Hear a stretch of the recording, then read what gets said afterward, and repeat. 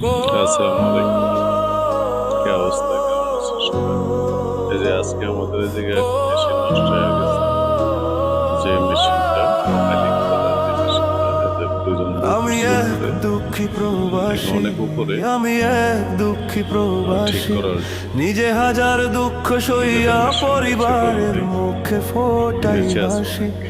আমি এক দুঃখী তো প্রবাসী, আমি এক এই দুঃখী তো আসলে প্রবাসী, নিজে হাজার দুঃখ অনেকটাই সইয়া কষ্টের কাজ। পরিবারের মুখে এগুলা ফোটাই যারা হাসি। প্রবাসে থাকে তারাই আমি বুঝবে, এক অথবা দুঃখী যারা প্রবাসে প্রবাসী, আছে আমি এক ঠিক দুঃখী তারাই বলতে পারবে প্রবাসী। যে আসলে প্রবাস জিনিসটা কতটা কষ্টকর অথবা কতটা কষ্টদায়ক, শুধু তারাই বলবে।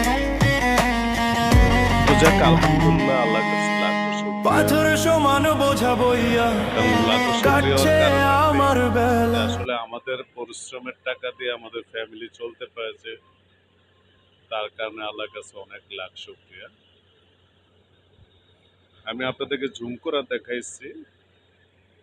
সো অনেকটাই পরিশ্রম, অনেকটাই শ্রম দিতে হয়। এই যে এই জায়গায় মেশিন একটা, এই যে ওই জায়গায় ক্যারেন দাঁড়ানো রয়েছে। তো যাক, দোয়া করবেন সবাই আমাদের জন্য, আমরা যেন সবাই ভালো থাকতে পারি, প্রবাসে যারা আছে মায়ের ছেলে যেন মায়ের বুকে ফিরে যেতে পারি।